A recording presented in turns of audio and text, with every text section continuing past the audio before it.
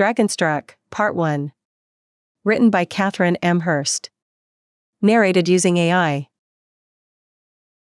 Chapter 1. Harte. All manner of humans bumped past me on their way to their seats.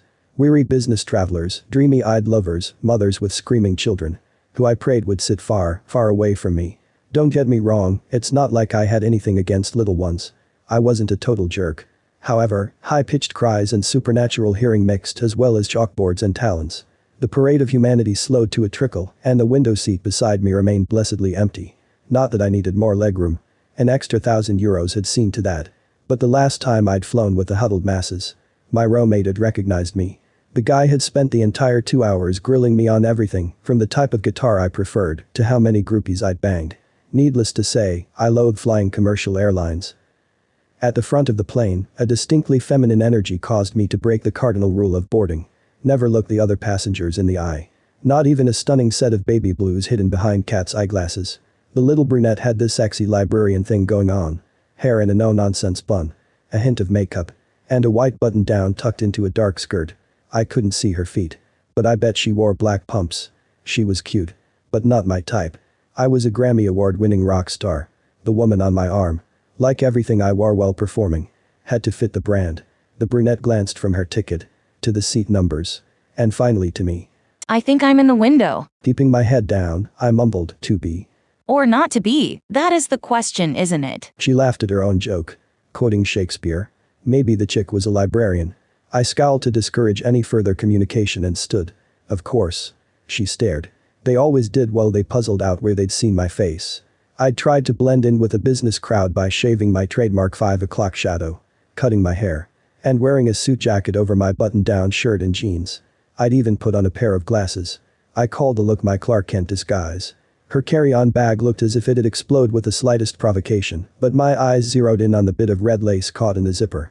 While I congratulated myself for recognizing a kinky wolf in bookworm's clothing, she hoisted the bag mere inches from my face and shoved it into the overhead compartment. Her strength made me wonder if she was something other than human. I scented the air, and my dragon sat up and took notice. She smelled like lavender and ocean breezes and home. The beast inside me purred like an oversized cat. I covered my nose and mouth with my sleeve and scowled. Oh hell no. This isn't happening. She's too young, too plain, and too human. The brunette plopped into her seat and pulled a phone from her purse. And so it begins. She'd want a selfie with me. A selfie that would end up on social media, or worse, in the tabloids. Her smile wilted. Are you okay? Wanting no part of the woman who'd caused my dragon to roll over and ask for a belly scratch, I walked to the front of the plane in search of a flight attendant. Are there any other available seats? The pretty blonde filled out her uniform in ways that I usually appreciated, but for some reason seemed blasé. In a been there done that kind of way. Aren't you? Yes, and I don't want to cause trouble, but the woman beside me is going to be a problem. The first-class cabin was full, and I'd be damned if I sat in coach. My best bet was to flirt my way into a seat reassignment. I leaned close and whispered. Any chance I can have a different seat? The flight attendant glanced at my row, sighed, met my eyes, and sighed again. We're completely full, Mr. Lawson, but I'll see what I can do. Thank you. I dropped my gaze to her name tag, lingered on her breasts, and flashed her my $1,000,000 grin. Layla. Her pupils dilated, and the heady scent of arousal filled my nostrils. My dragon, who usually enjoyed the hunt, growled. Not at her. At me.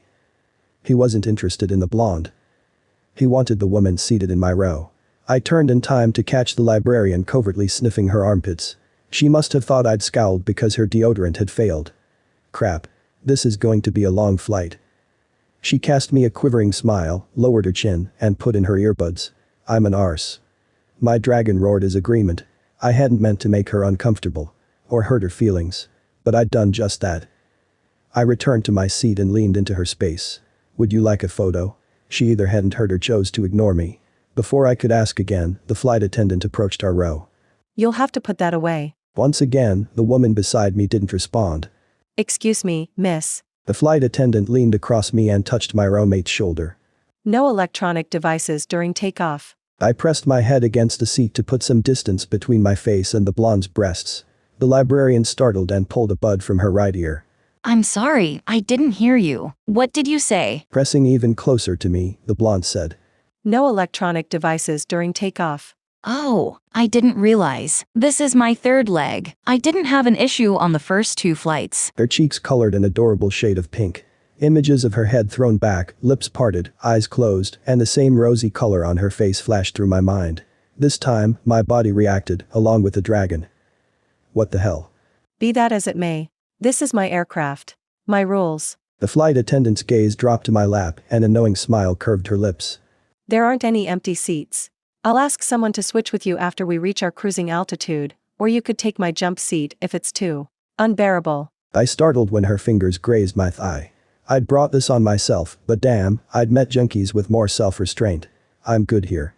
She batted her mascara-laden lashes. It's no trouble. I allowed a hint of my beast to deepen my voice. I've changed my mind. Go now. The blonde righted herself so quickly, she'd nearly toppled backward.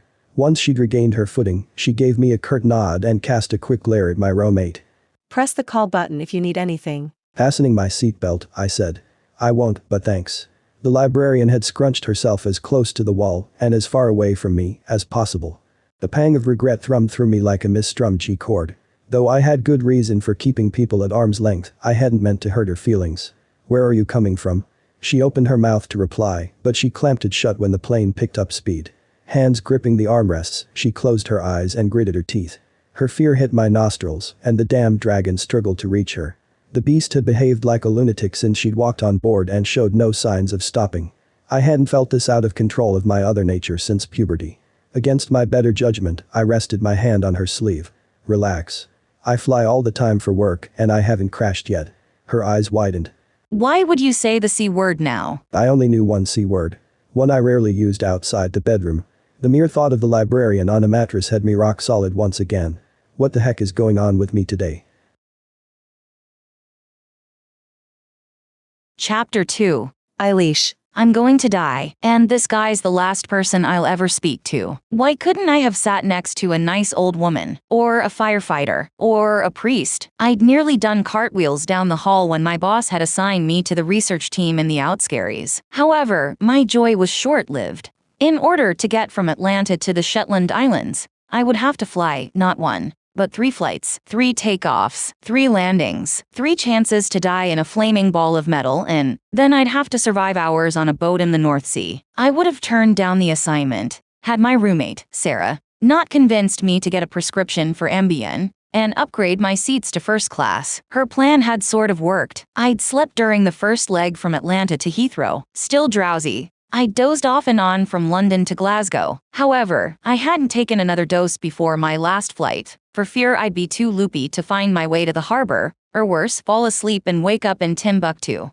I would have managed better had the guy beside me not been a Class A jerk. He'd scowled and covered his nose when I'd stowed my carry-on. Sure, I hadn't had a shower in 20 hours, but I'd used clinical strength deodorant and brushed my teeth during my last layover. His problem, not mine. I apologize. I didn't mean to jinx you. The jerk with the gray eyes removed his hand from my arm and faced forward. But we'll both live to see another day.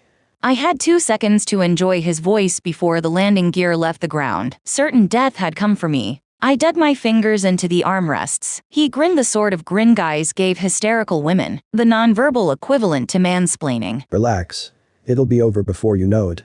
Please stop talking. He made a noise that sounded too much like a laugh for my liking. My stomach dropped each time the plane accelerated or bobbled. Bile rose in my throat, and the burger I'd eaten during my layover threatened to return. I'm going to be sick. A large hand rested on my shoulder and eased me forward. Easy. Breathe in through your nose and out through your mouth. Nice and slow. He cooed over the roar of the engines that would fail at any second and kill us all. I had to admit, his voice was better than any prescription drug. A sense of well-being, of safety, of coming home, flooded me. The plane leveled out, and he jerked his hand back. The guy was hot, in a button-up yet casual kind of way.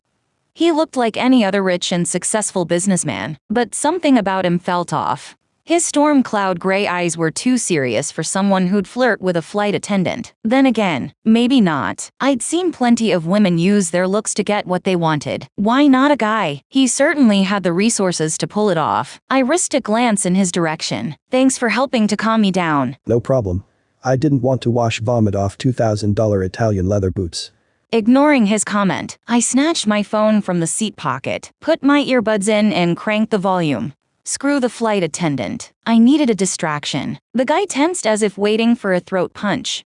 Asshole wasn't a word I used often, but if the insult fit, I increased the volume to drown out the sound of the engines, and he scowled. There was no way he could hear the music, but something had crawled up his butt.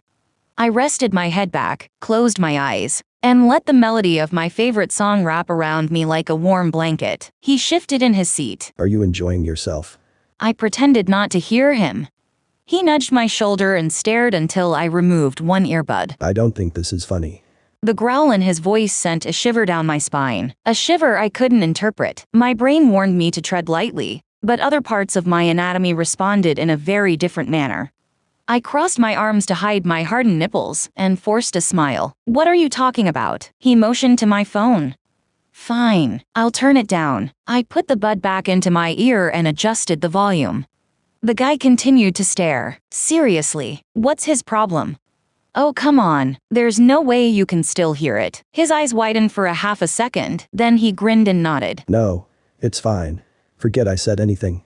Whatever thought had tumbled through his head seemed to have appeased the beast. What a whack job.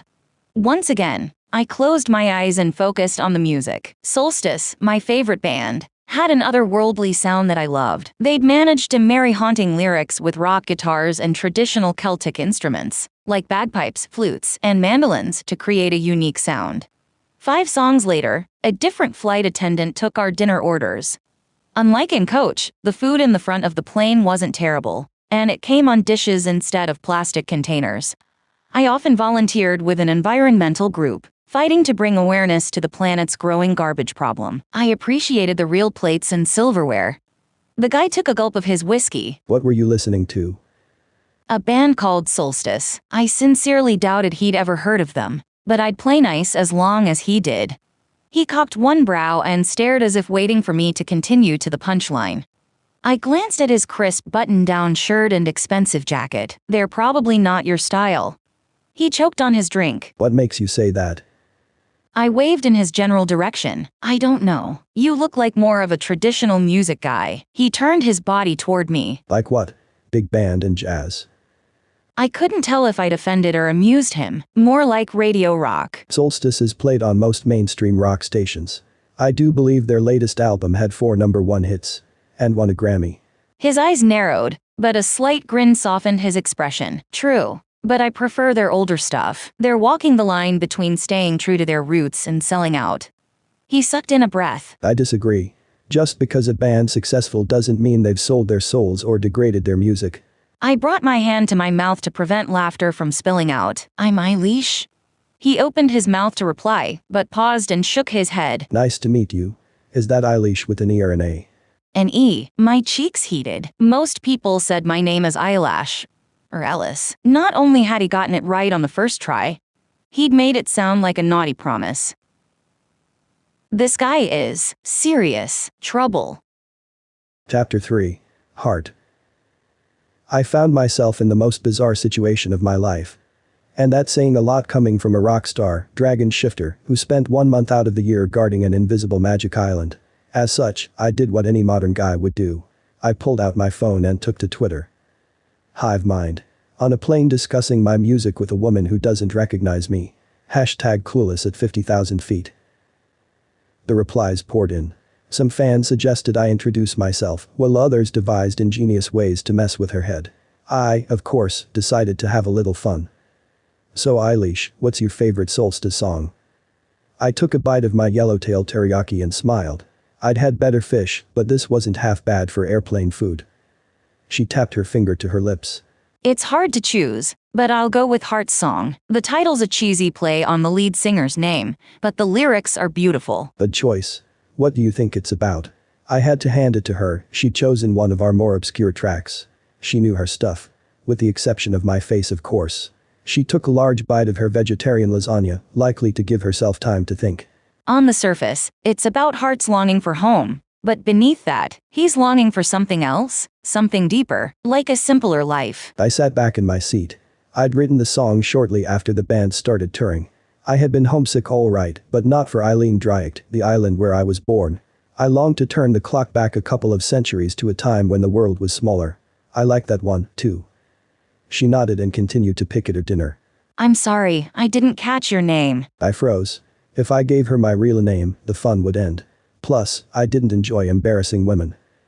My friends call me Law. It's short for a name I'd rather not share. I understand about weird names. She gave me a knowing smile. You have a beautiful name. Where had that come from? The dragon. I blamed the stale pickup line on the dragon. Thanks. It's common in Scotland and Ireland, not so much in the United States. What do you do for a living? I'm a songwriter. I watched her face for signs that the pieces had fallen into place. Her eyes lit. What kind of music do you write? Anything that pays the bills. I turned my attention back to my phone and tweeted. Still no clue. Getting interesting. Discussing the meaning of my lyrics. Is this a prank? Hashtag clueless at 50,000 feet. A fan named Harte owns my heart replied. OMG, this is killing me. She's so lucky, I'd recognize you anywhere. Hashtag I heart. This, I understood.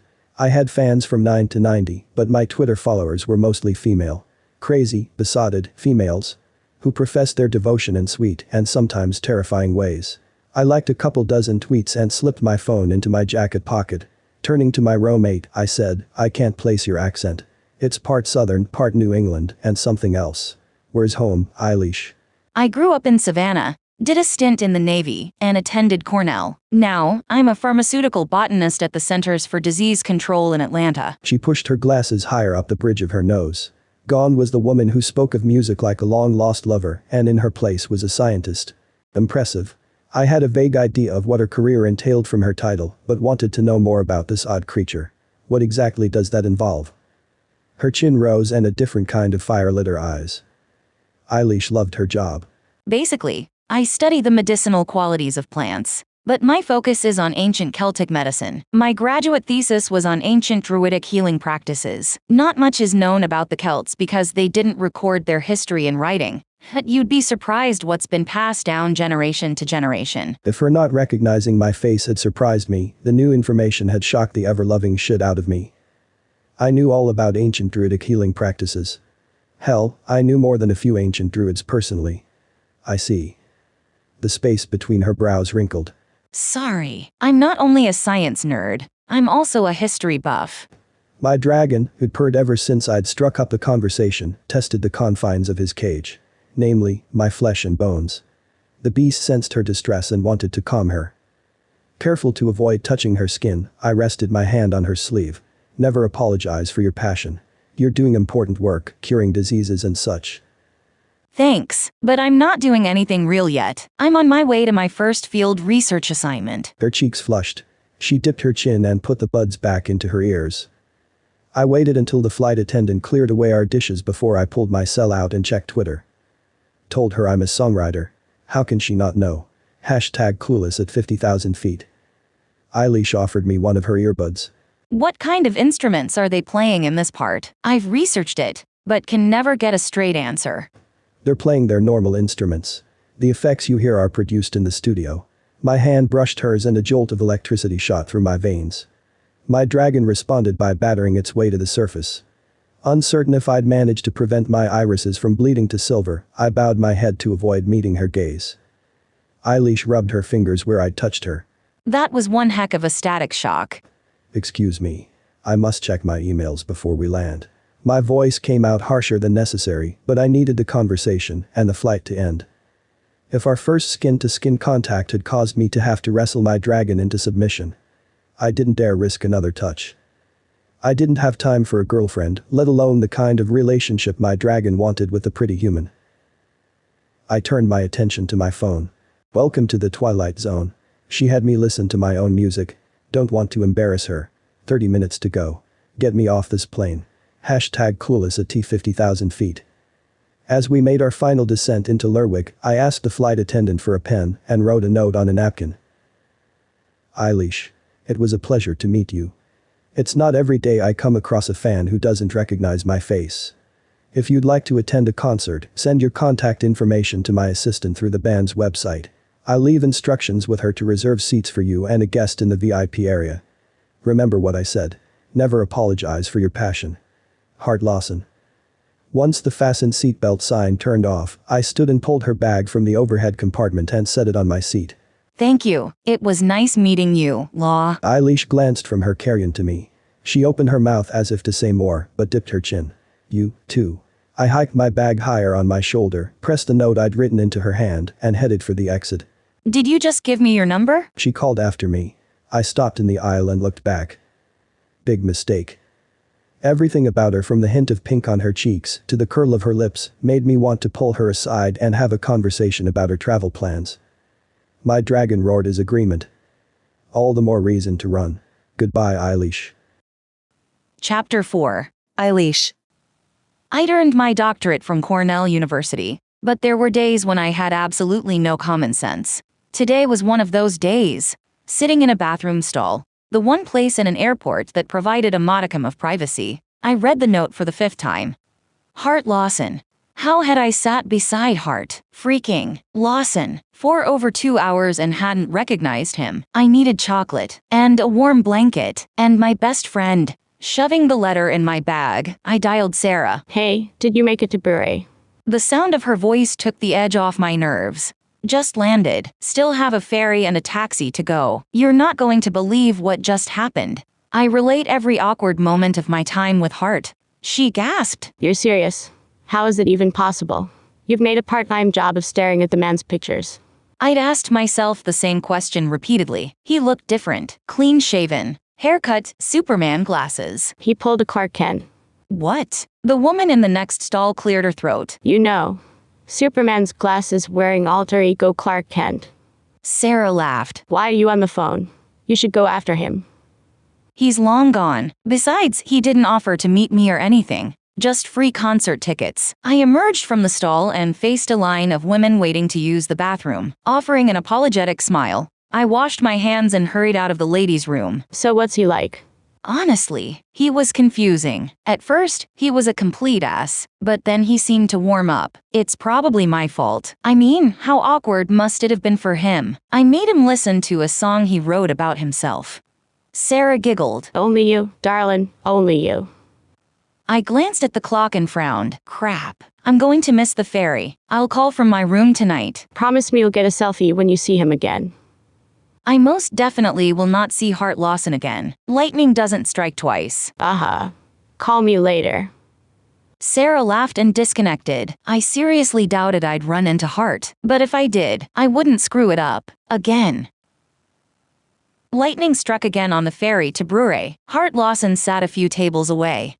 Mortified, I scrunched down in my seat. Of all the places in the world he could travel, why on earth would he visit the Skerries? And what were the chances of us winding up on the same boat? My researcher's brain kicked in. I remembered reading he'd grown up on a small island off the coast of Scotland, but the article hadn't mentioned the name of the village. In fact, the author had noted that Harte had specifically kept certain details to himself to protect his family's privacy. Not that I could blame him. No one wanted the paparazzi taking pictures of their grandmother on her morning walk. No bloody way. His voice echoed through the nearly empty ferry. I glanced up, expecting him to be on the phone, and found him scowling at me. This can't be happening. His long legs ate up the distance between us. Let me guess, you just happen to be heading toward Bury? I am. I have the address of the room I'm renting if you'd like to see proof. I booked it 3 weeks ago. What the heck? He'd written me a sweet note, offered concert tickets, and now this. It occurred to me that a man like him had to be careful. He probably had photographers, the press, and fans who didn't know the difference between devotion and stalking. I'm not following you. He narrowed his eyes. Who are you really? I'm Eilís Blair, a pharmaceutical botanist who works for the CDC in Atlanta. Hang on, I'll show you. I fished around in my bag for my documents. Papers can be forged. He ran both his hands over his head. You've changed your appearance. What happened to your glasses? I had no intention of telling this alpha hole that I wore them as a deterrent against guys like him, who wouldn't bother flirting with an intelligent woman. Where are yours? I wear them when I don't want to be recognized by people like you. My mouth fell open. I'm not a photog or stalker. I didn't even know who you were. Harte leaned close enough to whisper. Look, I don't care who you are. Stay away from me. The venom in his voice and the odd flash of silver in his eyes made my pulse race. I'd grown up in an affluent suburb of Savannah and spent my first 4 years after high school in the Navy. I'd pulled drowning people out of the ocean, but I'd never once felt unsafe until then. He gave me one last dirty look and stalked to the front of the ferry. After the shock wore off and I remembered to breathe, the trembling began. It started in my hands and before long it spread through my entire body. Fireflies danced in my peripheral vision, and I felt as if I might vomit. I stood and made my way to the aft exit. Once outside, I gripped the railing and closed my eyes. The thick air coated my face with salt and moisture, but I didn't care. I needed a few moments with nature to calm my racing heart and clear my head. Unfortunately, my alone time ended far too quickly. I felt Harte's presence before I laid eyes on him. A heavy feeling settled over me like the sensation I had before speaking in front of a large crowd. I risked a glance around the edge of the wall and found him standing at the railing on the opposite side of the vessel. He had his head thrown back and his eyes closed. Shoot. I ducked back before he spotted me. The absolute last thing I wanted was for him to think I'd followed him onto the deck. I had two choices: stay in my hiding place like a coward, or go back inside and risk being spotted. Determined to return to my seat, I rounded the corner and stopped dead. Harte Lawson stood on the railing flailing his arms. Then, as if in slow motion, he went overboard. Years of water rescue training kicked in. I pulled the alarm, grabbed the life preserver, and threw it toward him in the water. Chapter 5. Harte. Ohm called to me, but Eilís called to my dragon, or he called to her. I hadn't quite worked out the details, but I knew it meant trouble. I doubted she was a real threat, and I certainly doubted she was a hunter. I would have smelled the lie when I'd confronted her, though she could be one of their spies. The ancient enemies of the druids were capable of most anything, including using a sexy librarian to lead them to Eilís Blair. The only thing I knew for certain was I needed to put distance between myself and Eilís, even if that meant threatening her. My dragon may have wanted to claim her, but I'd be damned if I saddled myself with a woman ever again. The hunters had murdered my mate centuries ago, but I still felt her absence every day. Even if I wanted to settle down, Eilís was human. She'd die long before I did. I'd barely survived becoming a widower the first time around. I had absolutely no desire to put myself through it again. I climbed onto the railing to jump, and my damnable beast lurched toward the surface. As much as I wanted to go over, he wanted to stay on the boat with her. The dragon and I were one and the same, two natures of a singular being with two distinct forms. However, at that moment, my two halves warred. Teetering on the slippery metal, we struggled for dominance. No way in hell would I let the dragon out now. Its weight alone would sink the ferry. I had to get to the island before I lost control and exposed myself to the humans. A deed that would risk the safety of my people, earn me years of lockdown on Eilís Blair, and end my music career. That thought alone gave me the strength to push forward. Arms and legs flailing, I fell and hit the water gut first. The air evacuated from my lungs, and a basic instinct to survive had me breathing in icy salt water. My dragon and my blood roaring through my skull, I fought to gain my bearings in the churning sea. I called my other nature forward, but nothing happened. No tingling of magic, no hardening of skin, no explosion of bone and muscle. My lungs seized, heart stuttered, and muscles cramped from the freezing temperatures and lack of oxygen. Shifter or not, if I didn't reach air soon, I'd drown or succumb to hypothermia. Wardens of Eilís Blair died in battle, not from a chest full of cold water. I swam toward what I hoped was the surface and called the dragon again. Nothing. Son of a bitch. Using the last of my strength, I kicked harder until I broke the surface. As much as the lack of oxygen had hurt, the sudden intake of breath felt as if hundreds of barbs pierced my lungs. I rose and fell in the turbulent water, and the occasional whitecap slapped my face like a scorned lover. Something heavy landed several feet away, and a spotlight cut through the heavy fog. The ferry had stopped. A shimmer of light to my left caught my attention. A life preserver. Someone had thrown a life preserver. I had to shift and get out of there before they pulled me back onto the boat. My people counted on me and others from my clan to serve during the lunar cycle of our zodiac sign, the time when I was at my strongest. A delay, even a day, could give the hunters an opportunity to strike. I turned my attention inward to my magic. The magic from the island of Eilís Blair sang to me like a mother's lullaby. I was close. Had it not been the middle of the night, I would have spotted the cliffs jutting into the sky. I'd never attempted to swim the distance in human form and didn't know if I'd make it. If I survived the sea, the rocks along the shore would likely end me. Harte. The voice called out. No, it couldn't be a voice. Not even my preternatural hearing could have made out a voice from the ferry over the swirling water. It had to be a gull. My dragon, the bastard, disagreed. Whatever had made the noise spurred the beast on. He surged to the surface and fought to break free. This time I let him. In the process of changing forms, the life preserver had lodged in one of my front talons. I tugged the damn thing to snap the rope securing it to the ferry. The tether held. I jerked it again, harder. In the distance, someone screamed, and it wasn't a gull. I turned in time to witness Eilís go into the water. She tried to save my life by throwing the life preserver. The rope must have tangled around her somehow. Had I killed her? My chest tightened and my throat swelled with emotion. I may have wanted nothing to do with her, but she tried to save my life, and it had cost hers. Mine. My beast had never spoken in words. He purred, he hissed, he pushed against my flesh and bones. But never had he uttered a word. He planned to claim her. She can never be ours. The dragon roared and cut through the water as fast as any sea creature. The beast had made up his mind. She belonged to us. Nothing would stop him from saving the woman he'd chosen for his mate, but I had to try. I needed to regain control before someone on board spotted me. The logical part of my mind knew Eilís was lost. She'd likely died from cold shock upon impact with the water. If not, she had minutes before she lost dexterity in her arms and legs and sank. She's not going to make it. I felt like a fool. Only children trying to understand their dual natures spoke to their dragons. Mine. The reply came through loud and clear. I didn't have time to argue with my other half. There'd be time enough for that once I'd found Eilís. Using the dragon's physical strength, I dove under and swam beneath her. She was alive, but judging by the slow movement of her legs, hypothermia had begun to take her. I had to act fast.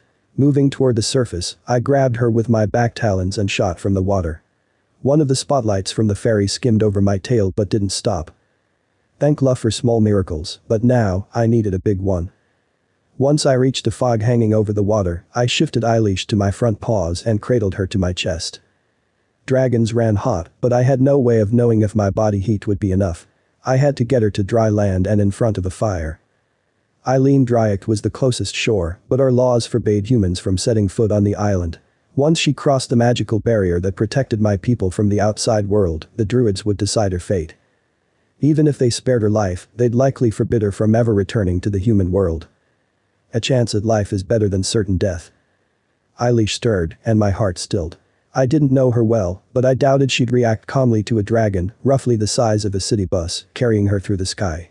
She muttered something about dreaming and cold and passed out again. The beast made a keening sound that echoed the growing fear in my heart.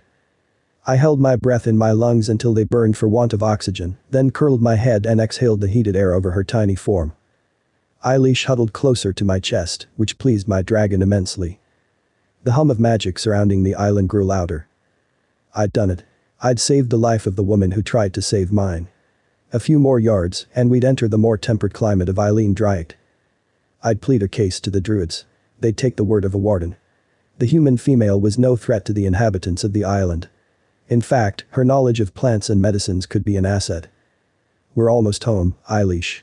You like it here. I cooed to her though she couldn't hear dragon speak.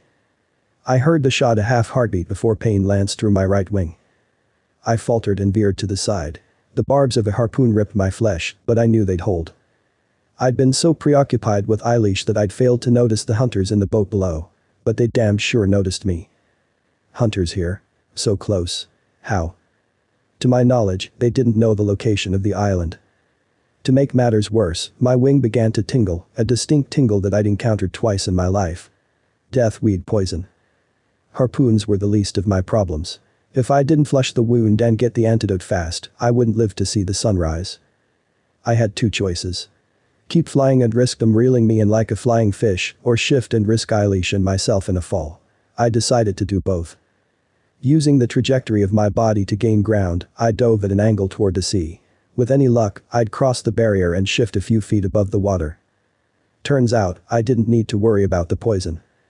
We hit the sea too hard, too fast, and too close to the rocks to survive. Chapter 6. Eilís. Hypnic jerks. The sense of falling while sleeping, followed by involuntary muscle movement. Most people experience them even if they didn't know the technical term. This, however, was no dream. I woke plummeting from the sky and wrapped in the claws of a monster.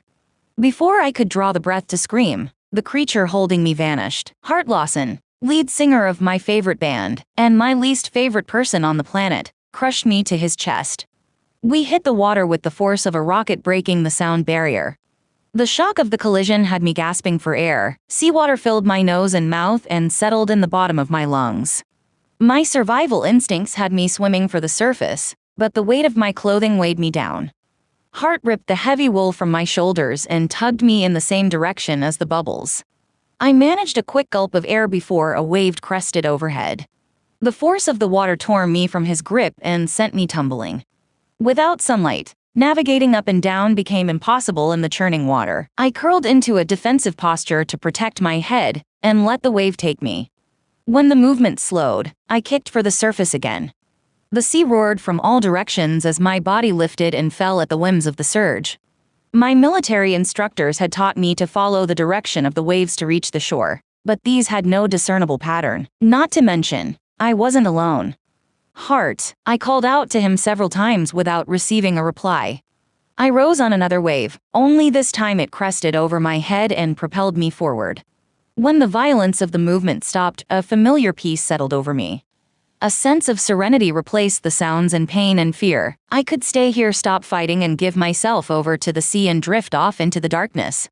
The words of my former air-sea rescue instructor echoed in my head. The first step to survival is deciding to live. I wanted to live. I would survive. Kicking with the last of my strength, I followed the bubbles to the surface. A strong set of arms wrapped around me. I struggled against them at first, but a different sort of peace washed over me, a sense of home and belonging in the future. Harte. We breached the water together. Gasping for precious air, he tightened his grip and nodded behind me. Swim that way. Safer. Before I could respond, a crested wave hit us at an angle. The force sent us careening into the rocks. Harte's upper body and head took the brunt of the impact. He grunted once, went limp, and sank below the surface. Pulling him up by his hair, I slid my free arm diagonally across his chest and hooked my hand beneath his armpit. Anyone who'd ever worked in water rescue understood the dangers of a drowning victim, dragging the first responder down with them. In this case, my primary objective became keeping both our heads above the surf. I turned to my side and braced him against my hip. Using my free arm, I swam at an angle toward the shore. Something large brushed against my legs, and I stilled. While most dangerous sharks preferred warmer waters, I couldn't be sure what swam with us. It occurred to me that the water was warm, much too warm for December in the North Sea.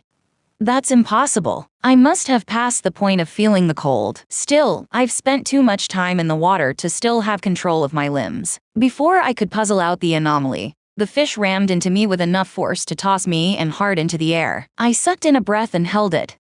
We came down hard. Water shot up my nose and forced me to release my breath, but I managed to hold onto him. Bracing myself for the inevitable jaws closing around my legs, I tightened my grip on Harte. If this thing wanted a meal, he'd have to fight me for it. Granted, I couldn't put up much resistance, but I'd try. The second time the creature lifted us, I grabbed a hold of its spiky fin, in hopes of avoiding its mouth. To my surprise, it didn't dive deeper. The animal moved its enormous eel-like body past the breakers, gave a little shake to loosen my grip, and headed for deeper waters.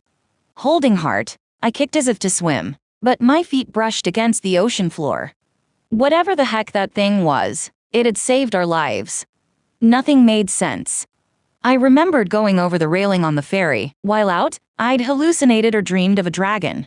The water had been cold, so cold my limbs had gone numb, but here it was much warmer. And what kind of sea animal helped humans to shore? Dolphins. I'd heard stories of helpful dolphins, but that thing was the size of an orca, or had I imagined it? Out of the water, the naked man weighed a metric ton. I held him in a fireman's carry and trudged across the rocky shore. Every 2 or 3 steps, my feet slid on the smooth rocks and brought me to my knees.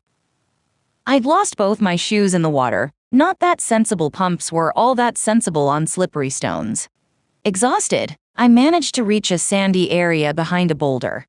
The large rock provided some protection from the wind and ocean spray, but no warmth. Once again, I found the climate strange. The Shetland Islands shared a latitude with Norway and the southern tip of Greenland. I'd never traveled outside of the United States, yet the beach seemed familiar.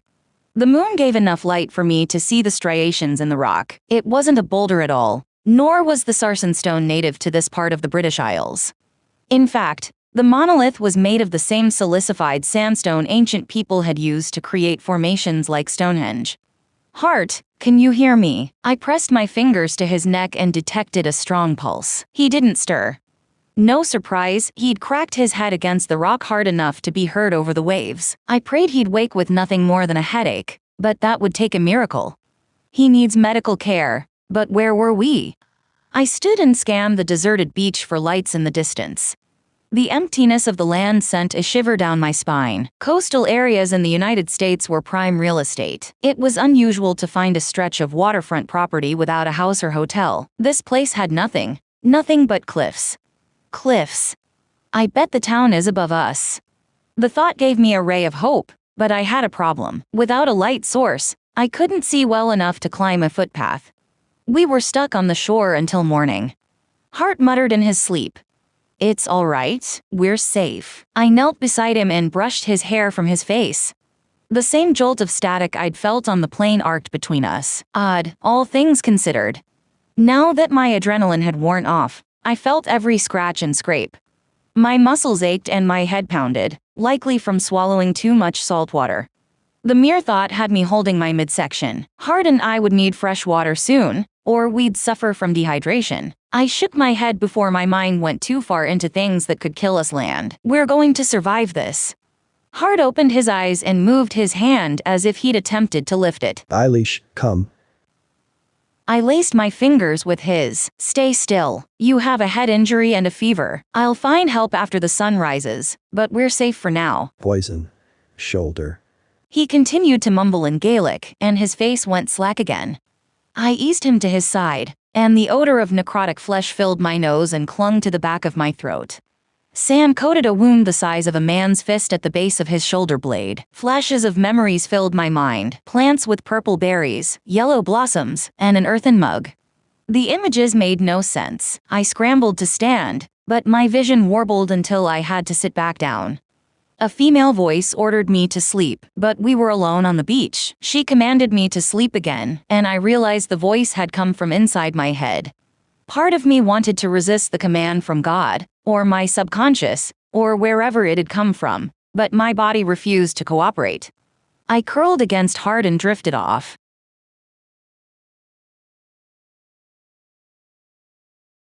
Chapter 7. Harte. Every jostle, every bump, every bloody movement felt as if someone speared my skull. My mouth tasted as if a selkie had taken a crap in it. My shoulder ached, and my skin itched beneath a layer of dried salt water. I had no idea how I'd made it to shore, nor did I understand why I hadn't healed. But I had to put an end to the incessant movement before my head split open from the pressure. Stop. My throat ached from disuse. A female replied. I can't. We're almost to the top. Siobhan. I attempted to lift my head, but something held it in place. My eyelids, however, were free to open at will. Holy shit. Are you crazy? Release me. The litter, or whatever the hell the fox shifter had tied me to, rested at nearly a 90-degree angle over an incline. The cliffs. She'd strapped me down naked and proceeded to haul me to the top of the cliffs. Of course, I could break free of whatever she'd used to shackle me, but not without risking sending both of us over the edge. Be still. You're heavy enough without all that wiggling. She laughed. Release me. I need to shift and heal. Shift. Another female voice filled my ears and woke my dragon. Eilís. She survived. Shut your gob, human. Siobhan spat the last word out like a curse. I closed my eyes and inhaled Eilís's scent lingering on my skin, and pieces of memories of the previous evening came back to me. The human you're speaking to saved my life. Siobhan laughed. No, you dolt. McGregor saved your bloody hide after you knocked your hard head on the rocks. He would have eaten the scrawny human had she not clung to you like a barnacle. Someone else must have found you and fixed up your shoulder. You smell like deathweed poison. I vaguely remembered the tingling in my wing before we'd hit the water. Who? You're asking me. Siobhan laughed. I didn't see anyone else on the beach. Eilís said. It doesn't matter now. Are you injured? I had to ask, though I assumed my dragon would have reacted by now if the human were in distress.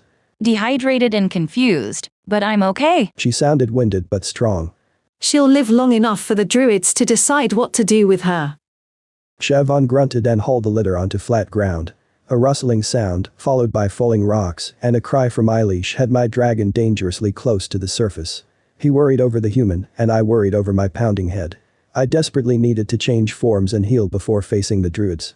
Oh, for the love of Brigitte. Siobhan moved past me. A moment later, Eilís landed beside the litter with a thud. I'd had enough.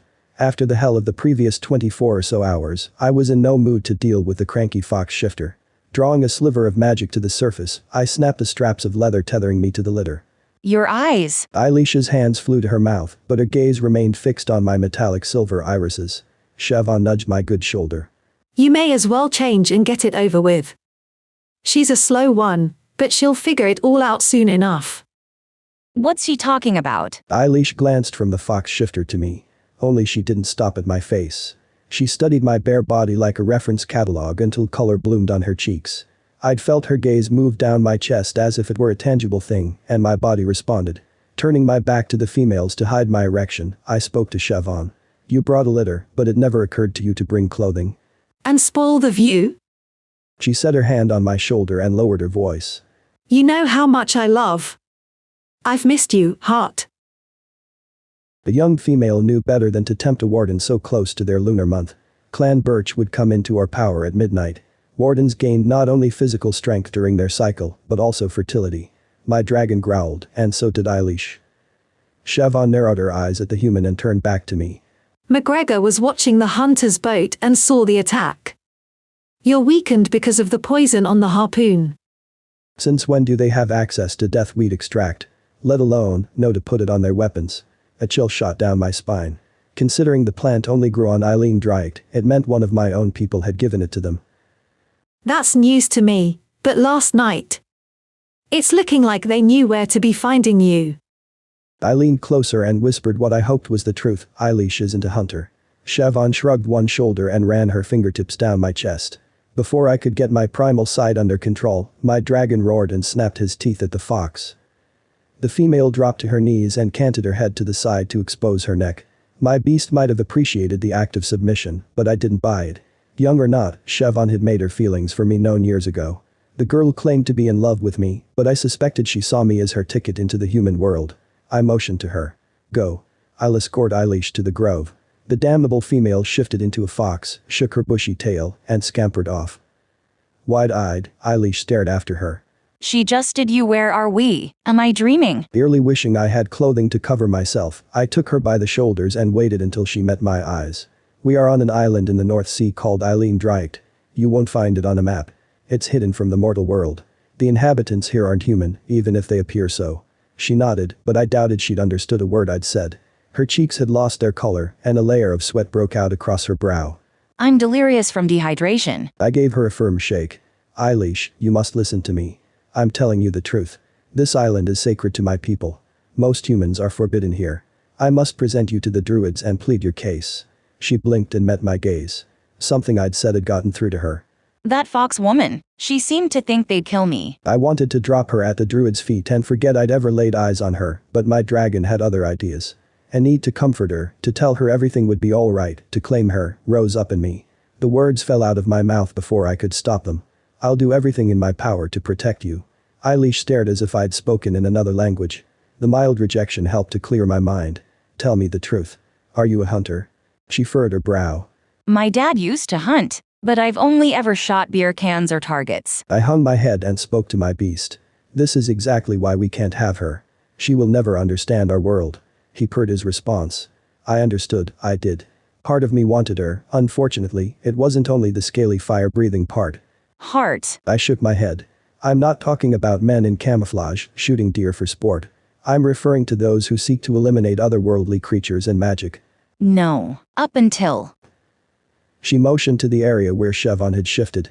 I didn't know such things were possible. They are possible, right? I looked to the sky for guidance and found none. Explaining my world felt like playing Mozart without sheet music. Yes. This is all real. I don't have time to explain. I must take you to the sacred grove. Eilís turned away. It was you. You're the dragon. Yes. I held my breath and waited for her reaction. I'd known her mere hours, yet for some ungodly reason, her opinion mattered more to me than I cared to consider. I needed to put distance between us. The sooner I took her to the druids, the sooner I could get my life back on track. Show me. She folded her arms and raised her chin. As much as I needed to shift to heal, I dared not reveal myself. Not yet. Not until she faced the druids. I may not want to mate her, but that didn't mean I wanted harm to come to her. She'd have a better chance of survival if she remained calm, and seeing a dragon for the first time didn't exactly inspire tranquility. We don't have time. I took her arm and pulled her in the direction of the sacred grove. The stubborn woman jerked free. I'm not going anywhere until you show me. I turned, grabbed her upper thighs, and hoisted her over my shoulder. I'll show you plenty, once the druids decide if you are to live or die. Chapter 8. Eilís. Women who turned into foxes, rock stars who shifted into dragons, and druids. Let's not forget about the druids. My subconscious had outdone itself this time. I told myself I was having one hell of a nightmare. A nightmare that had turned into something entirely different. When Harte Lawson slung me over his shoulder, who wouldn't stare at his perfectly sculpted and very bare, but as much as I tried to convince myself I'd dreamed up the entire situation, the little voice in the back of my head screamed, it wasn't me. No. There was a perfectly logical scientific explanation for everything I'd seen. There had to be. I'd lost track of how long the man carried me, but I thought minutes had passed, not hours. Yet, the scenery had changed from the grasslands above the cliffs to a deciduous forest. The plant life I could identify from my vantage point should not have flourished in salty air. Harte's shoulders tensed beneath my belly. He hesitated, then set me on my feet and knelt. I stood dumbstruck. It wasn't every day a naked rock star dropped to one knee in front of me. Show respect. He nodded behind me. I turned and came face to face with the most beautiful creature I'd ever seen. The woman wore a moss-green cloak with the hood down. A right of auburn curls hung to the backs of her knees, in a variety of braids, each adorned with shells, metal trinkets, and jewels. Her pale skin gave her an otherworldly glow, but her eyes shifted in kaleidoscopes of color, ranging from green to blue to pink to deep lavender. She smiled, and the air around her crackled and hummed. This woman was not a woman at all, or not human anyway. One word came to my mind. Druidess. I dropped to my knees, but couldn't bring myself to avert my eyes. She seemed so familiar, like the princesses I'd conjured up in my childhood fantasies. Warden of Clan Birch. Rise. The female's voice reminded me of wind chimes and rustling leaves. Harte stood and rested his hand on my shoulder. I have come to speak for. We know why you have come. Her voice held a hint of humor. We conversed about the matter of the human. Has a decision been reached? Harte's grip tightened, though I couldn't understand why. Sure, ancient druids were rumored to have sacrificed humans to their gods, but she sounded friendly enough. I would have expected a harsher tone of voice if she planned to have me beheaded and use my skull as a coffee mug. I risked a glance at him and wished I hadn't. He stood taut as if anticipating the crack of a whip. We understand this woman came to be here because she attempted to save your life. That's correct, and once we crossed the barrier, she showed strength and bravery in preventing my drowning. The female stepped forward. You may rise, human. Keeping my gaze low, I stood. I'd seen movies where commoners were brought before royalty, but I doubted I could pull off a curtsy with my quaking knees. We have decided to observe you for one lunar cycle. If you prove yourself worthy, you will be welcome to remain. She tilted her head and studied my face. If we find you are a hunter, your time will end long before the moon waxes. I understood the situation enough to recognize the threat. Not trusting my voice, I nodded. The female turned to Harte. Warden, you are responsible for her supervision until the moon phases out of Birch. You will provide food and shelter for her until we reach our final decision. Your other duties are secondary until the human is settled. I winced. Supervision. Exactly what do these people think I'm going to do? Call in a military strike, kill their chickens and steal their babies. His expression hardened. I was attacked last night, just beyond the barrier on the eastern coast. Are you certain I'm not needed?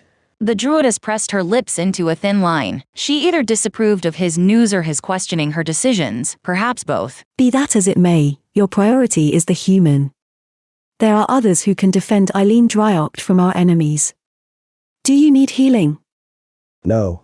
It seems a good Samaritan took care of the deathweed poison while I slept. Her eyes widened a fraction of an inch. I would have missed it had I not been staring at her lovely face. The druidess said, So it has come to pass.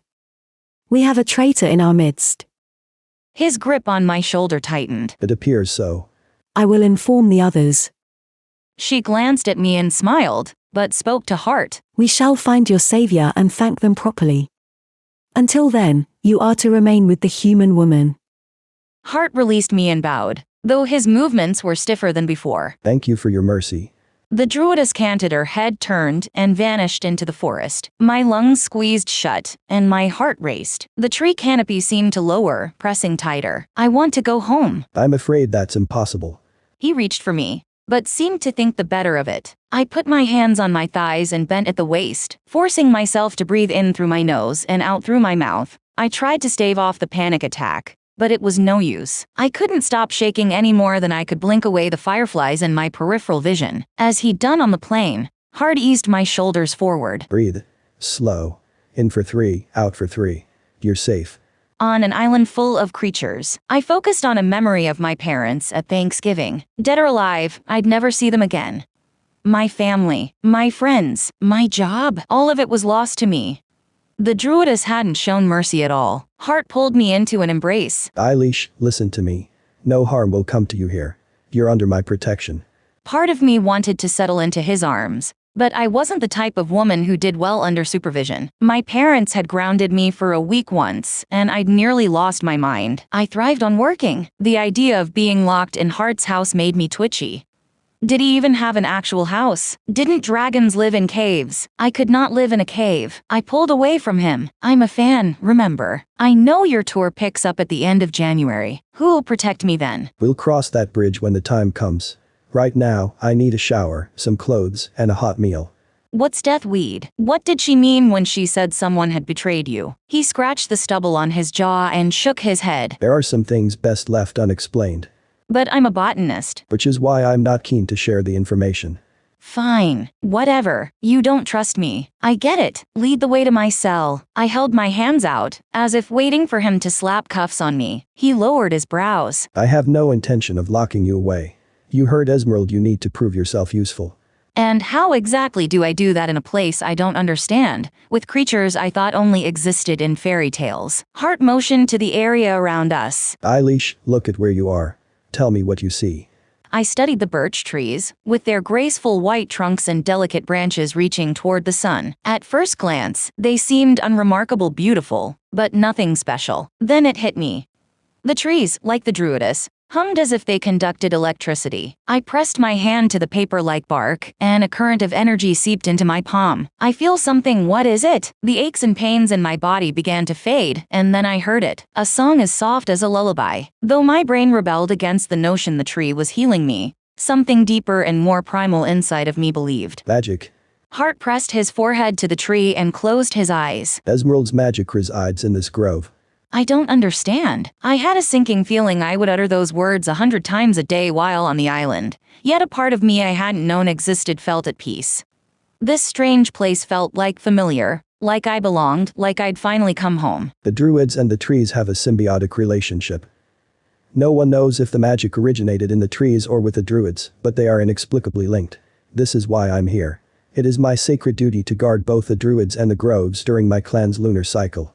Pride deepened his voice. He stood taller, shoulders broader, hands on his hips. The Clark Kent I'd met on the plane had shed his business attire, and a naked Superman had emerged. She referred to you as a warden of Clan Birch. Is that your ancestral name? The Celtic zodiac has 13 signs, each is associated with different creatures and personality traits.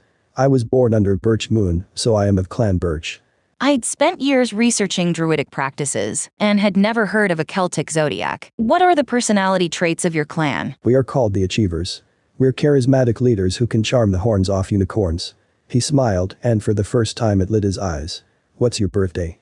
April 28th. He blanched. Is that bad? No, I knew a willow once. They are known as intelligent and perceptive, but tend to be rather serious. Sounds just like me. I couldn't help but wonder what had caused his reaction. But if I had to guess, I'd say he dated someone with my sign. I turned my attention to the dandelions growing at the base of the trees. While not impossible, it was unusual for Taraxacum officinale to sprout in the shade. I knelt to get a better look at the root structure of the plant, and my heart raced. This is incredible. Harte gave me a knowing smile. You will find many incredible things on Eilís Blair. I studied this plant in my archaeobotany class. It's been extinct for over 2 centuries. I wanted to pluck one of the bright yellow blooms for future study, but it sang to me. A different song than the trees, but just as lovely. I couldn't bring myself to harm it. Not to mention, I'd probably never see the inside of a lab again. He ran his hand over the back of his neck. I believe those are used to make wine. Not for medicinal purposes. Despite my melancholy, the possibility of rediscovering long-lost botanical species intrigued me. Harte shrugged. I don't know, but I can introduce you to some who do. Giving the flower one last look, I stood and nodded. Maybe I can make myself useful here after all. Modern medicine has come a long way in the last century. Perhaps I could both learn from and assist your healers. He slung an arm over my shoulder and steered me away from the grove. Maybe, but most here heal when they shifter via magic. The tiny bud of hope inside me withered. Of course they do. The druids and the trees have a symbiotic relationship. No one knows if the magic originated in the trees or with the druids, but they are inexplicably linked. This is why I'm here. It is my sacred duty to guard both the druids and the groves during my clan's lunar cycle. Pride deepened his voice. He stood taller, shoulders broader, hands on his hips. The Clark Kent I'd met on the plane had shed his business attire, and a naked Superman had emerged. She referred to you as a warden of Clan Birch. Is that your ancestral name? The Celtic zodiac has 13 signs, each is associated with different creatures and personality traits. I was born under Birch Moon, so I am of Clan Birch. I'd spent years researching druidic practices and had never heard of a Celtic zodiac. What are the personality traits of your clan? We are called the Achievers. We're charismatic leaders who can charm the horns off unicorns. He smiled, and for the first time it lit his eyes. What's your birthday? April 28th. He blanched. Is that bad? No, I knew a willow once. They are known as intelligent and perceptive, but tend to be rather serious. Sounds just like me. I couldn't help but wonder what had caused his reaction. But if I had to guess, I'd say he dated someone with my sign. I turned my attention to the dandelions growing at the base of the trees. While not impossible, it was unusual for Taraxacum officinale to sprout in the shade. I knelt to get a better look at the root structure of the plant, and my heart raced. This is incredible. Harte gave me a knowing smile. You will find many incredible things on Eilís Blair. I studied this plant in my archaeobotany class. It's been extinct for over 2 centuries. I wanted to pluck one of the bright yellow blooms for future study, but it sang to me. A different song than the trees, but just as lovely. I couldn't bring myself to harm it. Not to mention, I'd probably never see the inside of a lab again. He ran his hand over the back of his neck. I believe those are used to make wine. Not for medicinal purposes. Despite my melancholy, the possibility of rediscovering long-lost botanical species intrigued me. Harte shrugged. I don't know, but I can introduce you to some who do. Giving the flower one last look, I stood and nodded. Maybe I can make myself useful here after all. Modern medicine has come a long way in the last century. Perhaps I could both learn from and assist your healers. He slung an arm over my shoulder and steered me away from the grove. Maybe, but most here either shift of use magic to heal. The tiny bud of hope inside me withered.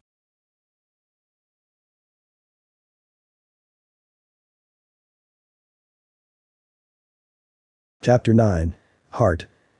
Word of the human had spread across the island quicker than a tabloid news story. Thanks in no small part to Siobhan and McGregor, the two were worse than a couple of old women when it came to gossip. Shifters of all varieties had come out to catch a glimpse of Eilís.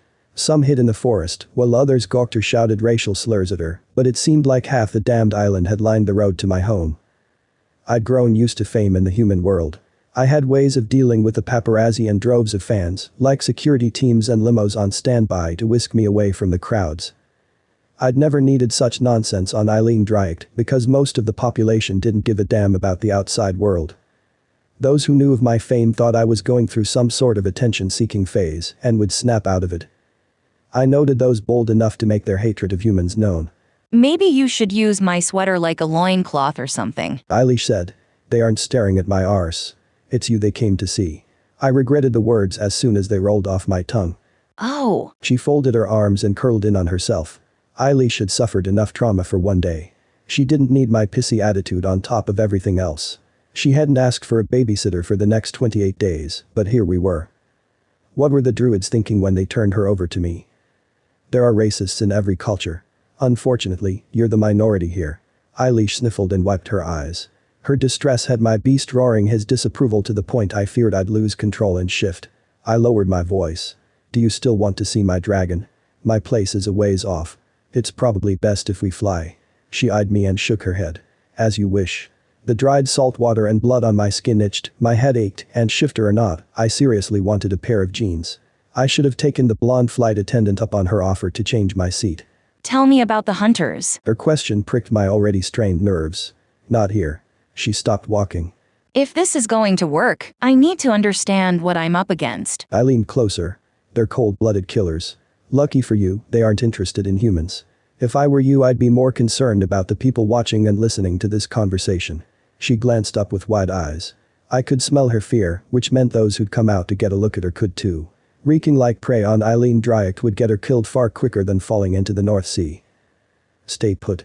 I need to shift and get you out of here. I turned and strode several yards away. What? Why? Where are you going? She took a step in my direction. Nowhere. Please, just stay back. I held up a hand and lowered the walls inside me. A cold trickle of magic traveled down my spine. In a flash of light, skin turned to shimmering white scales, flesh and bone exploded and reformed, my senses sharpened, and my world narrowed to one singular focus: Eilís. The foolish woman screamed and made a run for the forest. I roared a warning, not to her, to the shifters in the vicinity. I'd cripple anyone stupid enough to mistake my intended mate for prey and return later to slow roast them into a snack. The shifters along the road stared, but none followed my female. Eilís ran in a zigzag pattern through the trees. Smart. Most humans moved in a straight line, making them far easier to catch. Not that she created much of a challenge. I could find her by scent alone, but my heart swelled with pride at her survival instincts. She is a worthy mate. No. No. No. The human part of my brain screamed, but the dragon would have no part of it. I followed until she reached a clearing large enough for me to land without risking hurting her. On the ground, I settled and curled my neck and tail around my body. I couldn't make myself appear small, but I could tone down the scary factor. At least I hoped I could. Eilís trembled like the ending note of a guitar riff, but she took a step forward. Harte. I nodded and exhaled a puff of smoke. This can't be happening. She backed away.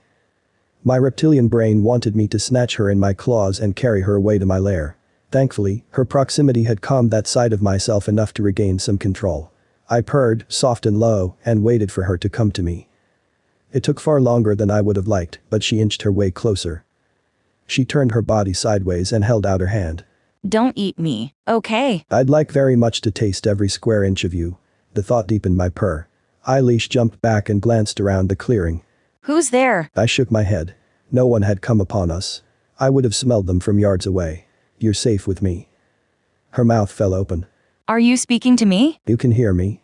Humans couldn't link into a dragon's telepathic speech. Hell, not all shifters could pull it off with those outside their clans. I felt the chains around my neck tightening. Eilís may have felt like a prisoner on the island, but she threatened my freedom more with each passing moment. Yes. How is that possible? I'm not sure. You must have some sort of magic in your lineage. I'd spoken a half-truth. It was possible she'd inherited dragon speak from an ancestor, but unlikely. And I wasn't ready to face the alternative. She can't be my mate. Eilís closed the distance between us and reached for me. May I touch you? I wanted to say no, to take to the sky and get as far away from Eilís Blair and her as I could. To hell with the consequences. I had a life with no room for a mate, a life I intended to get back to as soon as my lunar cycle ended. Harte. Her hand in midair, she hesitated. Yes, do as you wish. When you're ready, climb onto my back between my shoulder blades. I'd like to get home sometime before dusk. If she'd picked up on my impatience, she showed no signs. Then again, I had a word for humans in her mental state. Dragonstruck. As if she'd been around dragonkin her entire life, Eilís brushed her fingers across the soft scales at the base of the ruffles surrounding my auditory canal. In human terms, she tickled my ear. The sensation sent a shiver from the base of my skull to the tip of my tail. So beautiful. She ran her hand along my neck. Your coloring, it's like opals. Thank you. I lifted my head and tracked her movements along the side of my body. All right, how do I do this? She glanced from my back to my face. Chuckling, I said, "You're not going to hurt me. Just grab a spike and climb up." She set her foot on my tail and hoisted herself up, only to slide back down.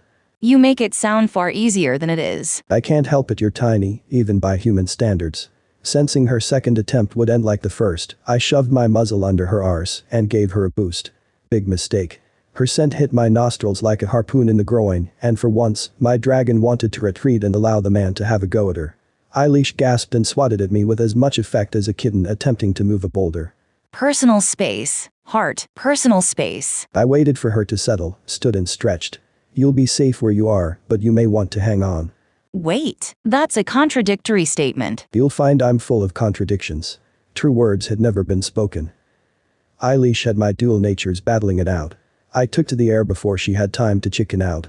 Conscious of her body pressed between my shoulder blades, I took care to keep a steady pace and altitude.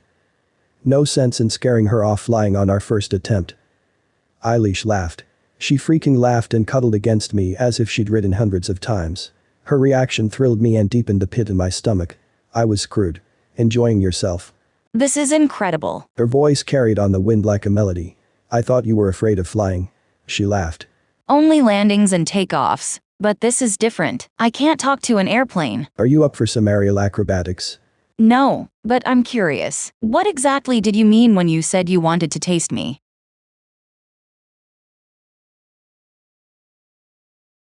Chapter 10. Eilís. I cannot believe I just asked him that. I wanted to cover my face, but 1, he couldn't see my heated cheeks, and 2, I'd have to let go of the death grip I had on his spikes. Why, Eilís? Are you embarrassed? You're squirming.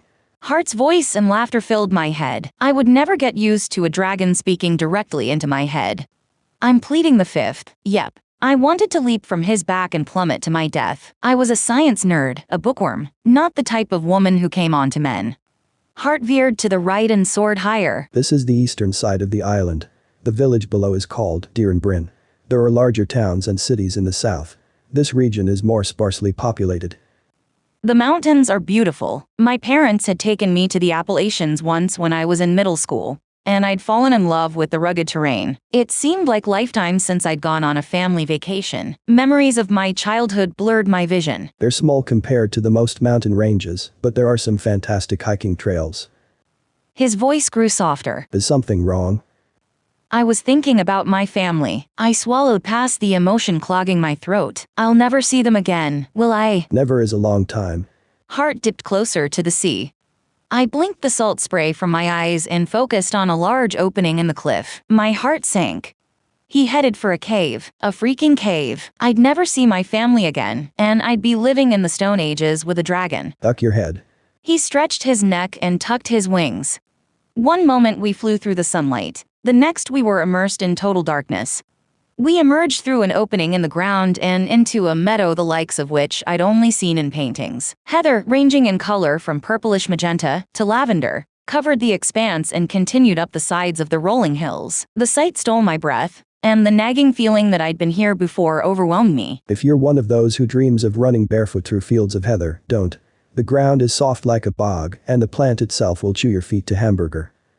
So much for all those historical romance novels I'd read. You're a dream killer. He laughed and turned his accent up several notches. Don't worry yourself, lassie. I'm sure your kilt-wearing hero will save your wee feet.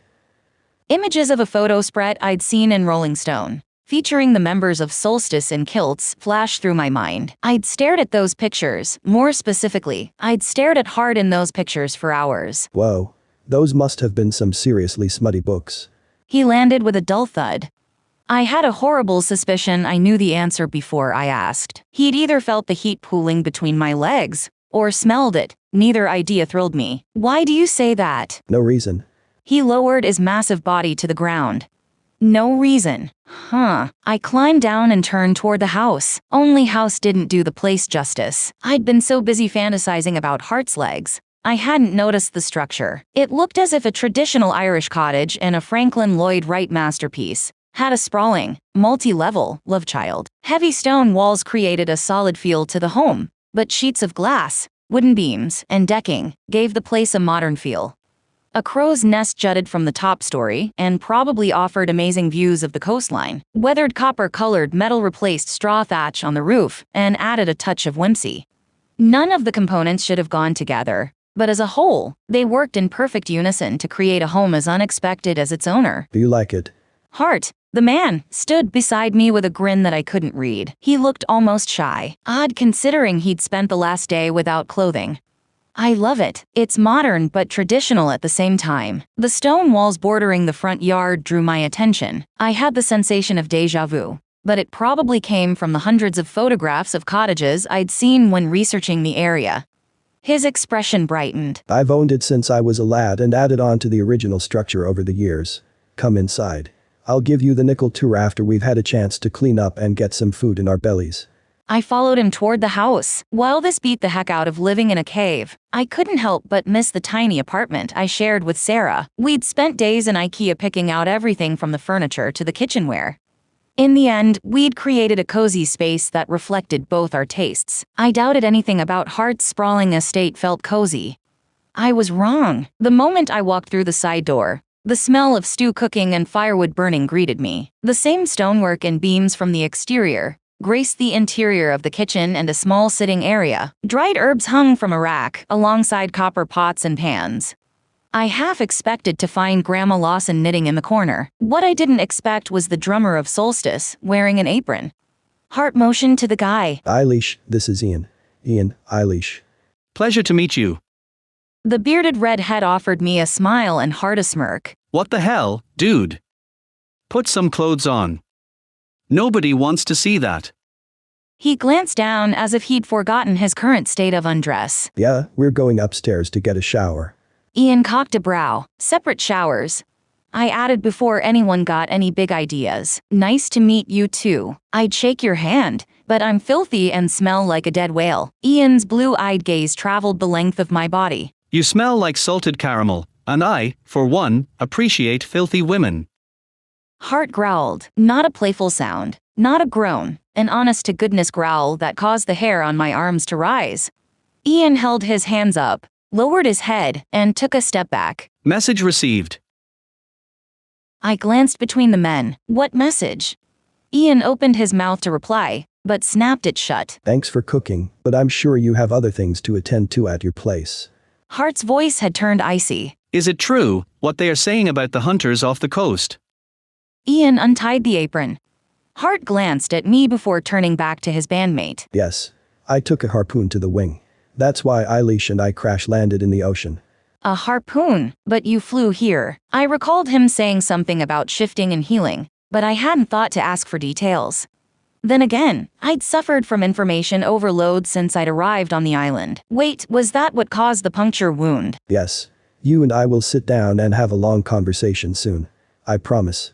Shoulder sagging, Harte turned back to Ian. They laced their weapon with death weed poison. Alert the others to be careful out there tonight. Ian's eyes rounded. Damn. How the hell did they get their hands on that? No clue, but I gave Esmeralda a heads up. If anyone can find the culprit, she can. Ian tapped his fingers on the countertop. Who healed you? Harte folded his arms. No clue.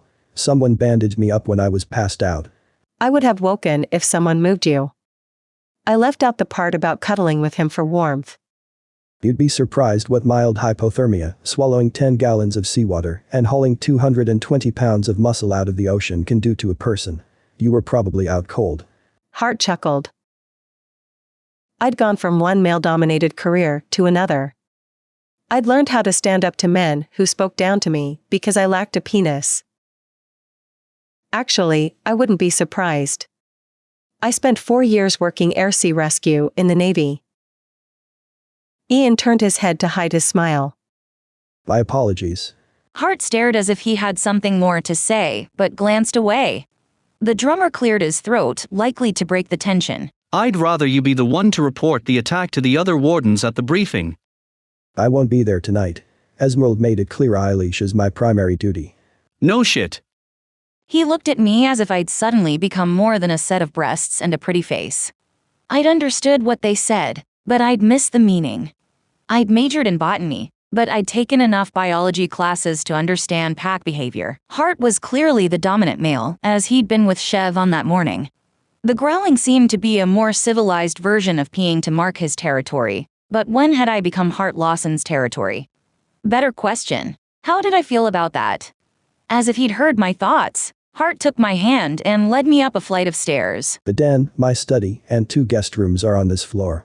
I gave the room a quick glance, but I had more important things on my mind than the floor plan. Are all of the members of Solstice dragons? Dustine. He's born under the birch moon like me. The others are human.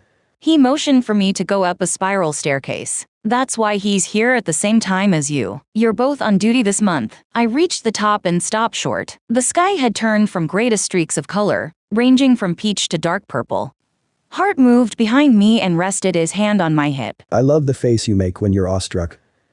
The touch of his hand sent a ripple of heat through my body. The urge to press against him overwhelmed me, but before I gathered the courage, he turned away.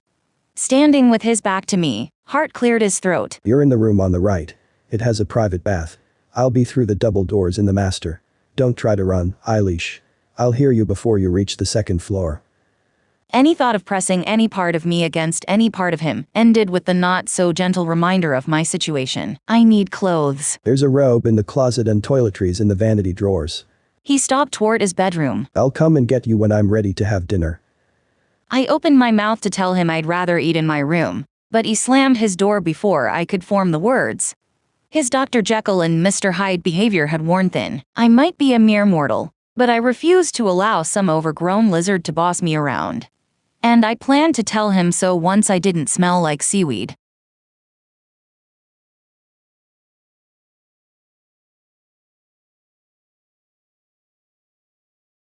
Chapter 11.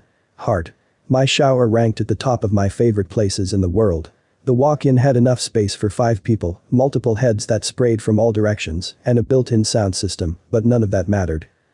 This was the one place I could think. Standing beneath the water, I took a mental inventory of my life.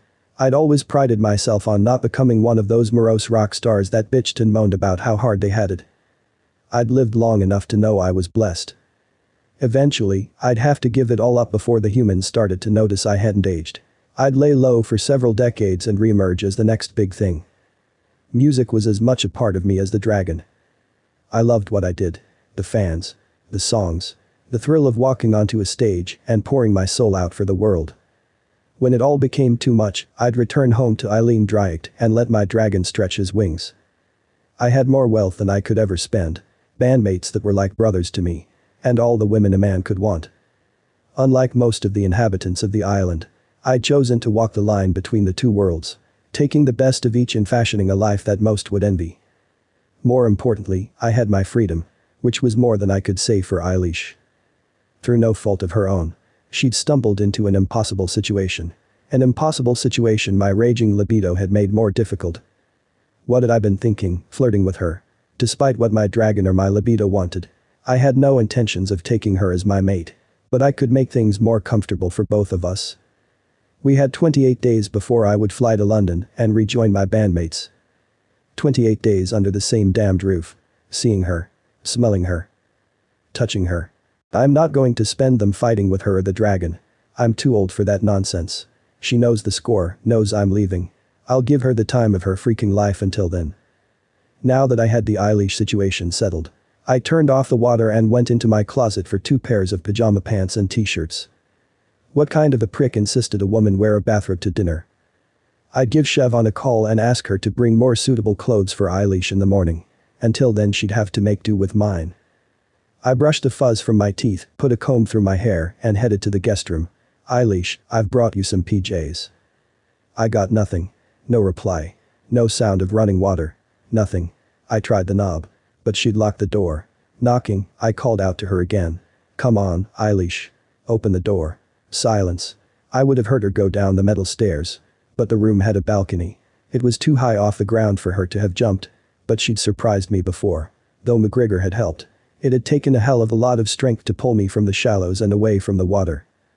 Last chance. Answer me, or I'm coming in. I ran my hand over the top of the doorframe and retrieved the key. The lock turned, but I hesitated. Eilís. I stepped inside. The room looked undisturbed except for her clothing in a heap near the bathroom. I walked to the French doors, stepped onto the deck, and paused. She'd fallen asleep in a lounge chair. The navy blue robe obscured her curves, but the splash of damp hair across her pale skin made my chest tighten. She was beautiful. And stupid. Despite the magically enhanced warmth of the inlet, the temperatures had dropped after the sun had set. She's lucky her hair hasn't frozen to the chair. I scooped her up like a small child and cradled her to my chest. She sighed and nuzzled closer. A half a second later, her eyes flew open and she flailed like a fish on the shore. What are you doing? Put me down. I will, once I get you inside and warm. I'd received more than my fair share of dirty looks from women, but her expression promised pain, and retribution, and murder. Though I knew better than to tease a cornered jungle cat, I grinned. She thrust her hips up, stiffened her limbs, and flung herself away from me. The move took me off guard enough. I loosened my grip to keep from harming her. Eilís landed on her hands and knees, but sprang to her feet quicker than I would have thought possible. Are you nuts? I motioned to the railing. You could have fallen to your death. Glaring, she tugged the rope tighter. You may be my captor, but you don't get to manhandle me. Manhandle? Is she serious? You were asleep. I didn't want you to freeze. Did it ever occur to you to wake me? She smirked and shook her head. Or put me down when I asked you to? I raised my hands. I'm not going to stand out here and argue. Let's go inside and discuss boundaries like mature adults. She made an exasperated sound and pushed past me. I'm starving. May I have permission to go to the kitchen, master? I grinned again. I couldn't help it. Something about her calling me master flipped on the part of my brain that enjoyed porn and dirty jokes. What's so funny? She folded her arms. I took a step closer, and much to my surprise, she held her ground. Gods above and below, this woman. So help me, if you pick me up again. She glanced around as if looking for something to clobber me with. I closed the distance and pushed into her personal space. She smelled like soap and my detergent and sex. I brushed her hair back from her face and met her gaze. She glanced to my mouth and drew a breath, half expecting her to slap me.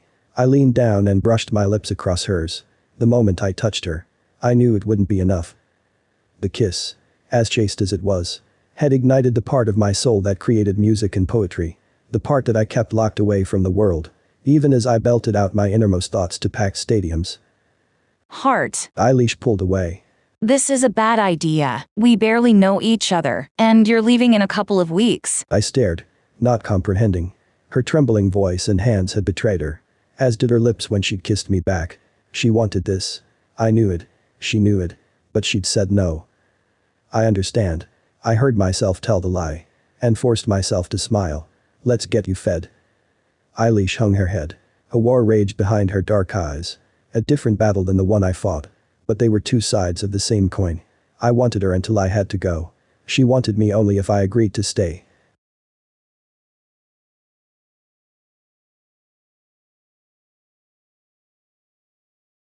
Chapter 12. Eilís. Harte Lawson's presence surrounded me. I sat in his kitchen, wearing his clothes, tasting the residue of his lips on mine. Few would argue the man had charisma, but I'd grossly underestimated its effect on me. Though a half hour had passed, my skin still tingled where he'd touched me, and I doubted I would ever forget his expression after he'd kissed me.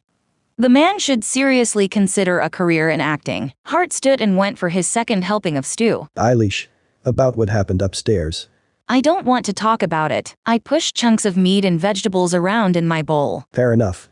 He dug into his food, but his gaze remained on me. But, if you did want to talk. I don't. I stood and unceremoniously dumped the remainder of my dinner into the sink. All I'm saying is. I flipped the switch to the garbage disposal and let the sound drown out his voice. Rude, I know, but I could hardly discuss something I had yet to wrap my head around. The basic situation was simple. He would leave the island and return to his life, and I wouldn't. How I did or did not feel about that changed nothing. Harte came up for air and pushed his bowl away. It'd be great if you took over the cooking and cleaning. While you're here. I have responsibilities. And I should work on some new music in my downtime.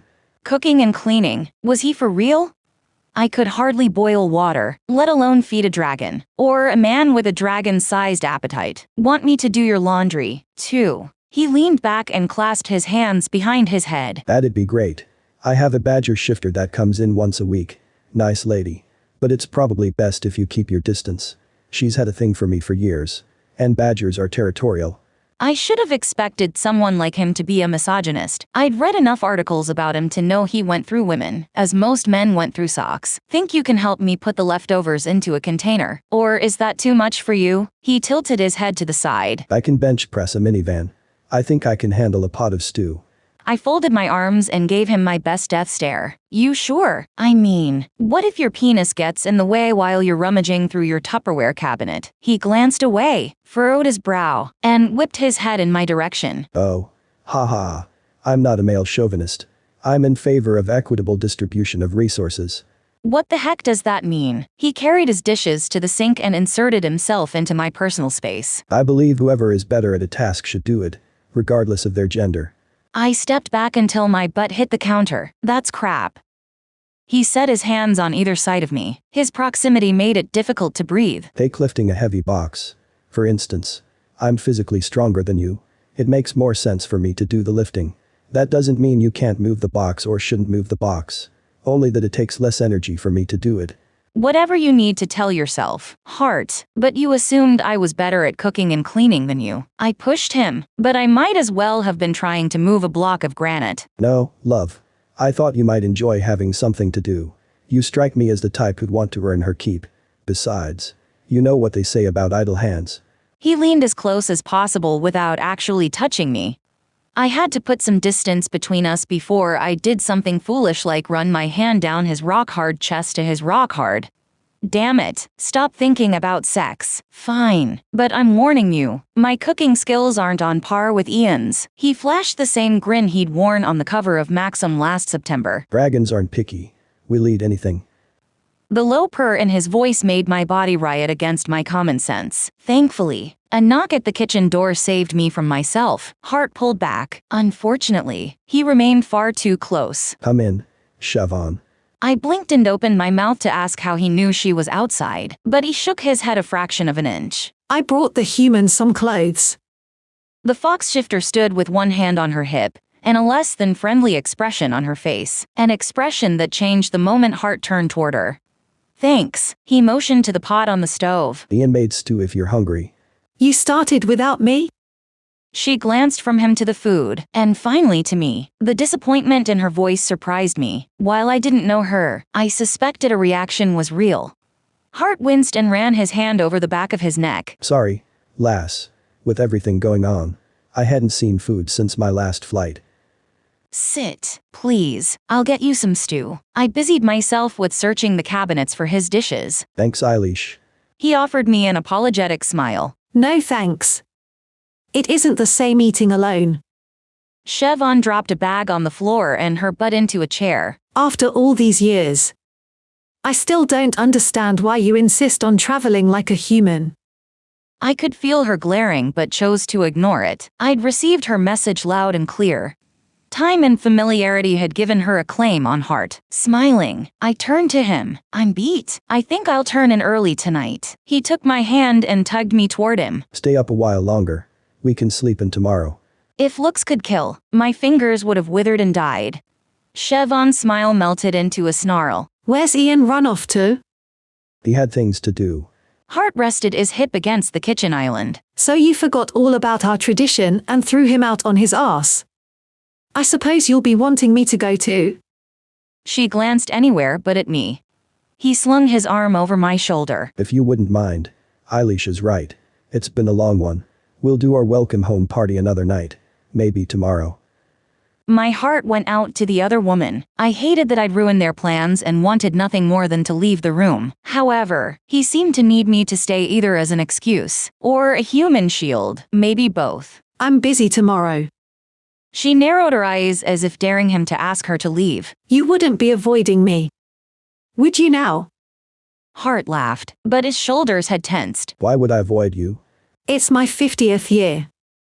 I had the strangest sensation. It felt like someone had put my muscles into a taffy puller and turned the crank. Every inch of my body tightened until it ached. I eased from beneath his arm, and the tension stopped. What in the world? Harte stared at me with the molten silver eyes of his dragon. Harte. I'm still here waiting for you to answer me. We talked about this. He turned his head and spoke to her as a parent might speak to a teenager, stern but exhausted. Ian and I are too busy on the road to escort a young shifter into the human world. Young. Hadn't she said she'd just turned 50? She certainly behaved like a girl with a crush, but I'd placed her as a few years younger than me, somewhere in her late 20s. That's bullshit. Siobhan shot to her feet. This is because of the human. Isn't it? You're already talking about her like she's the lady of the house. All the we's and us's. He folded his arms. It has nothing to do with Eilís. My answer's been the same for the past 5 years. The woman or girl, or fox or whatever she was, snatched the bag from the floor and marched to the back door. I whispered, "She's in love with you." Harte pulled me into an embrace. She's a girl with a crush, who sees me as her way off the island. It'll pass once she finds her mate. If you say so. I furrowed my brow. Wait, what exactly do you mean by mate? This has been part 1 of Dragonstruck. Written by Kathryn M. Hearst. Narrated with AI. If you enjoyed this audiobook, please subscribe to Kathryn's channel where you can find more of her paranormal and contemporary romance novels.